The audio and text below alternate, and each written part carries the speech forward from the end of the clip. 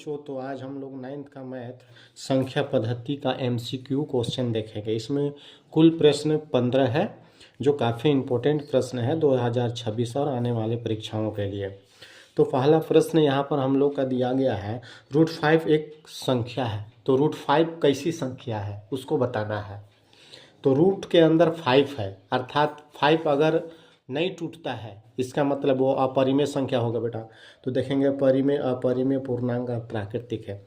तो √5 नहीं टूटता है, इसलिए सही ऑप्शन बी होगा, 2 होगा, अपरिमेय संख्या राइट आंसर होगा। अगला प्रश्न देखेंगे बेटा, एक अपरिमेय संख्या का दशमलव प्रसार होता है। अपरिमेय संख्या को यदि भाग दिया जाए या अपरिमेय संख्या निकालेंगे तो उसका दशमलव प्रसार क्या होता है? कभी खत्म नहीं होता है, अर्थात होगा अन्वाशिनी अनावर्ती। अन्वाशिनी अनावर्ती बेटा, सही ऑप्शन ए।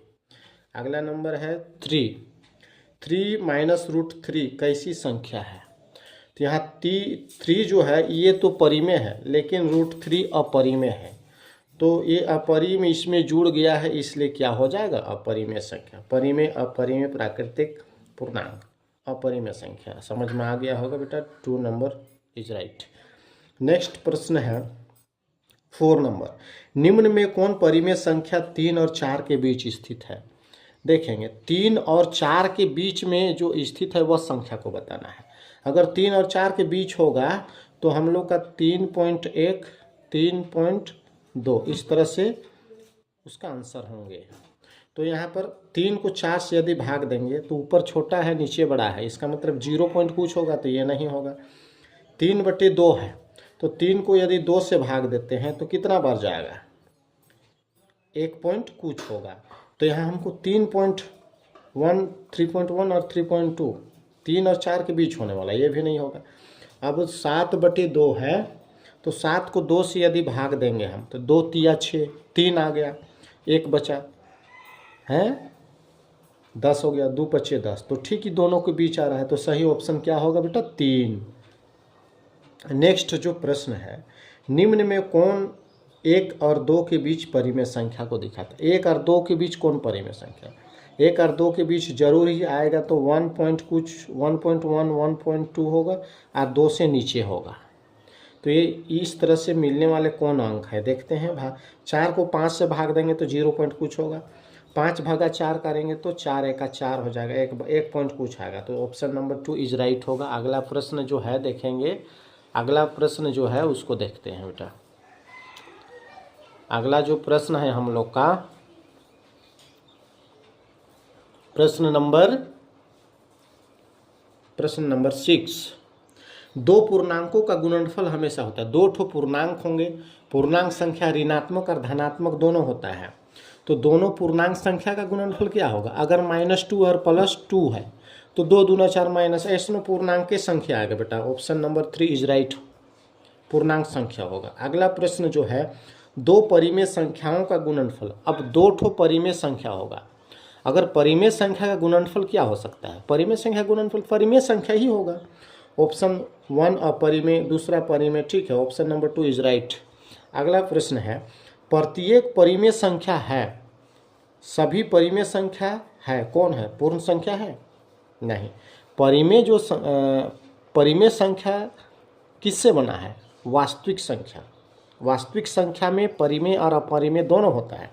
तो प्रत्येक परिमेय संख्या पूर्ण संख्या नहीं होगा, प्राकृतिक भी नहीं होगा, अपरिमेय भी नहीं होगा। वास्तविक संख्या ऑप्शन इज राइट, क्योंकि वास्तविक संख्या में परिमेय और अपरिमेय दोनों होता है। यहाँ पूछा गया है परिमेय, इसलिए ऑप्शन नंबर 4 इज राइट।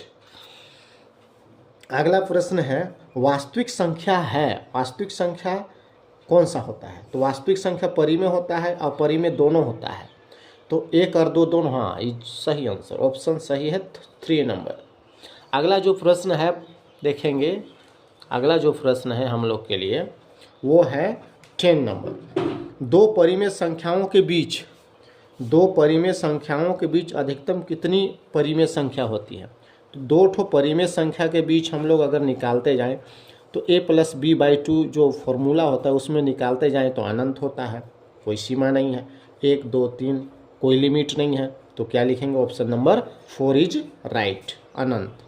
अगला जो प्रश्न है, एक परिमेय और अपरिमेय संख्या का योग कैसे होगा। अगर परिमेय होगा और अपरिमेय और दोनों का योग रहेगा तो परिमेय तो ठीक है, लेकिन उसमें अपरिमेय जुड़ गया, इसलिए अपरिमेय होने की वजह से वह कैसी संख्या बन जाएगा, अपरिमेय संख्या बेटा। Option number 2 is right. Next जो है 12 नंबर, एक परिमेय और एक अपरिमेय संख्या के गुणनफल। अभी पूछा है गुणनफल पूछा था और इससे पहले योग पूछा था। अभी एक परिमेय संख्या और एक अपरिमेय संख्या का गुणनफल बोल रहा है। परिमेय संख्या हो और अपरिमेय संख्या, दोनों का गुणनफल को करेंगे तो अपरिमेय ही होगा। चूँकि यहाँ पर मान लिया जाए 2 परिमेय है और √3 अपरिमेय, दोनों गुना करें तो 2√3 होगा बेटा। ये तो कैसी संख्या, अपरिमेय होगी, इसलिए ऑप्शन 2 इज राइट। नेक्स्ट प्रश्न है 13, प्रत्येक प्राकृतिक संख्या एक पूर्ण संख्या होती है। अब कह रहा है प्राकृतिक संख्या पूर्ण संख्या होगा, तो प्राकृतिक संख्या जो होती पूर्ण संख्या होगा क्या। तो प्राकृतिक संख्या जो है सो 1 से शुरू होता है और पूर्ण संख्या 0 से होता है। तो सभी प्राकृतिक संख्या पूर्ण संख्या होगा, बिल्कुल होगा। चूँकि यहाँ पर प्राकृतिक संख्या जो है पूर्ण संख्या होगा, क्योंकि पूर्ण संख्या का संग्रह में प्राकृतिक संख्या आ जाता है बेटा, इसलिए ऑप्शन जो है पहला नंबर इज राइट, सत्य। नेक्स्ट प्रश्न जो है 14, प्रत्येक पूर्णांक संख्या एक परिमेय संख्या होगा। और अब बोल रहा है सभी पूर्णांक संख्या जो होता है ऋणात्मक और धनात्मक दोनों होता है, तो सभी जो पूर्णांक संख्या जो होगा परिमेय होगा। तो ऑप्शन एकदम सही है, पूर्णांक संख्या सब क्या हो जाएगा, परिमेय संख्या होगा। तो ऑप्शन 1 इज राइट। नेक्स्ट प्रश्न है 15 और अंतिम, कौन अभाज्य संख्या है। अभाज्य संख्या, सबसे पहले अभाज्य संख्या क्या है उसको जानेंगे।